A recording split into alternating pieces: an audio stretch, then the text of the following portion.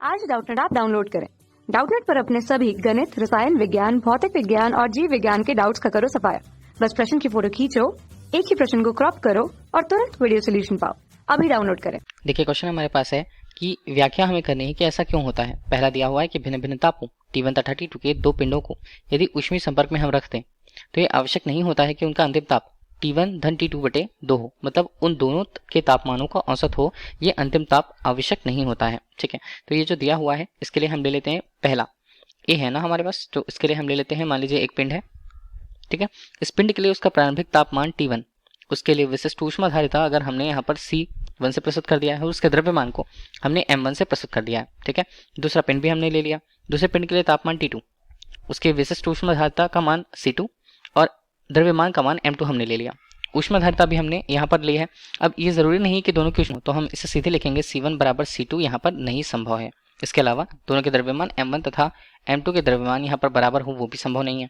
ठीक है, तो यहाँ पर बोला जा रहा है कि अगर भिन्न भिन्न ताप के हैं, ये तो बता दिया गया कि दोनों के तापमान अलग अलग हैं, अगर हम इसे ऊष्मीय संपर्क में ला दें, कुछ ऐसे माध्यम से इन्हें जोड़ दें जिससे ऊष्मा प्रवाहित हो जाए, तो ऊष्मा हमेशा इस अवस्था में अधिक ताप से निम्न ताप की तरफ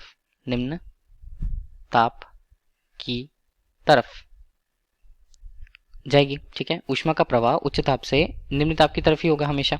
ठीक, तो यहाँ पर हमें जिसका तापमान देखना होगा, जिसका तापमान अधिक होगा वहां से कम तापमान की तरफ ऊष्मा का स्थानांतरण होता है, और तब तक होता है जब तक कि दोनों के मान समान न हो जाए।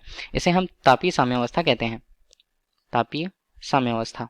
ठीक है, अब इस अवस्था के बाद जब दोनों पिंडों के तापमान अगर समान हो जा रहे हैं तो उनका निर्णायक परिणामी रूप से जो तापमान होगा वो जरूरी नहीं होता है कि अगर हम उसे T' के रूप में प्रस्तुत कर रहे हैं तो ये T1 और T2 के आधे, मतलब उनके औसत के बराबर हो। ठीक है, जरूरी नहीं होता है, ये उस अवस्था पर निर्भर नहीं करता है। ठीक है, चाहे तो इसका तापमान यहाँ पर T2 ऋण T1 के बराबर भी हो सकता है, अगर T2 का मान ज्यादा हमने कहा है तब। ठीक है, T2 T1 का मान अगर यहाँ पर इसे चलिए मॉड में अगर हम ले लें, ठीक है, तो इसका मान ऐसा भी हो सकता है, मतलब उनके अंतर के मान के बराबर भी हो सकता है, लेकिन जरूरी नहीं है कि उसका तापमान T1 और T2 के योगफल के बटे आधे के बराबर हो। ठीक है, इसके अलावा दूसरा, रासायनिक तथा नाभिकीय संयंत्रों में शीतलक जो होते हैं, जो द्रव संयंत्र के भिन्न भिन्न भागों को अधिक गर्म होने से रोकते हैं, विशिष्ट ऊष्मा अधिक होनी चाहिए। कि अगर हम ये बात करें कि कोई भी अभिक्रिया हो रही, चाहे वो नाभिकीय अभिक्रिया हो या रासायनिक अभिक्रिया हो, उसके लिए अगर कोई पदार्थ है, हमें पदार्थ के लिए उसका गुण पता होना चाहिए कि पदार्थ की विशिष्ट ऊष्मा जो होती है वो उसकी अवशोषण क्षमता को प्रदर्शित करती है, ऊष्मा के अवशोषण क्षमता को प्रदर्शित करती है।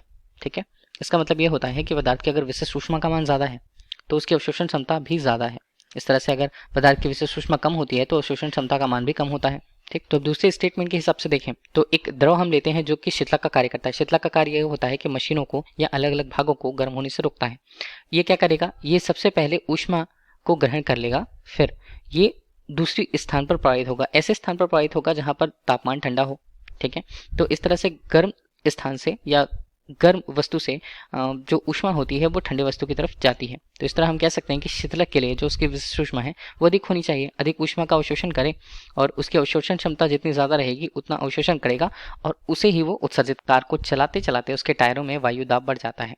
क्या कारण होगा अगर ऐसा होता है तो सी ऑप्शन है कि देखिए कार है, कार जो अगर संपर्क में होता है सड़क से तो उसका टायर उसके संपर्क में होता है। टायर किसका बना होता है, रबर का बना होता है। ठीक है, अब जब ये सड़क के साथ संपर्क में होगा, जब ये चलती है तो दोनों के मध्य घर्षण होगा।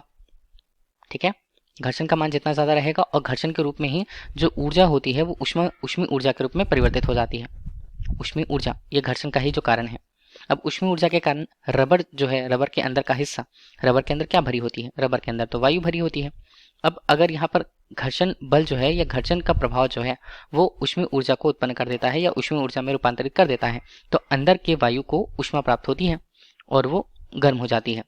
तो देखिए वायु यहाँ पे क्या हो जा रही है, ऊष्मा प्राप्त करके गर्म हो जा रही है। अब चूंकि टायर के अंदर का आयतन तो हमने देखा है, अगर टायर है, टायर के अंदर वायु है, तो वायु का आयतन यहाँ पर नियत रहने वाला है। ठीक है, अगर आयतन कांस्टेंट है और तापमान में वृद्धि हो रही है, ऐसी स्थिति पर हम चार्ल्स के नियम का उपयोग करते हैं। चार्ल्स के नियम का उपयोग। अब चार्ल्स का नियम कहता क्या है? चार्ल्स का नियम कहता है कि अगर आयतन नियत हो, v का मान अगर कांस्टेंट हो, तो यहाँ पर दाब का जो मान है वो तापमान के अनुक्रमानुपाती होता है। तो यहाँ की जब अगर घर्षण हो रहा है उसमें ऊर्जा यहाँ पर परिवर्तित हो रही है ऊर्जा के टर्म्स में घर्षण के कारण, तो अंदर की वायु गर्म हो जाती है लेकिन उसका आयतन नियत रहता है। अगर तापमान अगर वो गर्म हो जाती है तो तापमान बढ़ गया है, तापमान बढ़ गया है तो यहाँ पर वायु दाब का जो भी मान है, इसके अंदर वायु दाब का मान है वो यहाँ पर क्या हो जाएगा, वो भी बढ़ जाएगा। ठीक, लास्ट हमारे पास क्या दिया हुआ है? लास्ट दिया है किसी बंदरगाह के समीप शहर के जलवायु समान अक्षांश के साथ किसी रेगिस्तान शहर की जलवायु से अधिक शीतोष्ण होती है। देखिए इसका मान हम बताएं, जलवायु अगर शीतोष्ण होती है तो उसका कारण क्या होता है? आर्द्रता का कारण यहाँ पर होता है मुख्य कारण। जलवायु का शीतोष्ण होना वो आर्द्रता का कारण है। ठीक, अब जहाँ की आर्द्रता का मान ज्यादा रहेगा वहां के लिए जो जलवायु है वो अधिक शीतोष्ण रहने वाली है। ठीक है, तो अगर हम देखें तो रेगिस्तान की तुलना में रेगिस्तान में जो आर्द्रता का मान है, ठीक है, तो ह्यूमिडिटी जिसे हम कहते हैं एच का मान, वो क्या है, काफी कम होता है। किसकी तुलना में? बंदरगाहों पर। बंदरगाह जो समुद्र से बिल्कुल सटे हुए होते हैं, बंदरगाहों की तुलना में।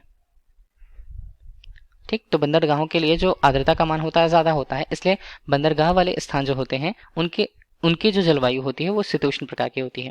Thank you. कक्षा 6 से 12वीं से लेकर नीट, IIT, JEE वो एडवांस के लेवल तक 1 करोड़ से ज्यादा छात्रों का भरोसा। आज ही डाउनलोड करें डाउटनेट ऐप या व्हाट्सएप करें अपने सारे डाउट्स 8400 400 400 पर।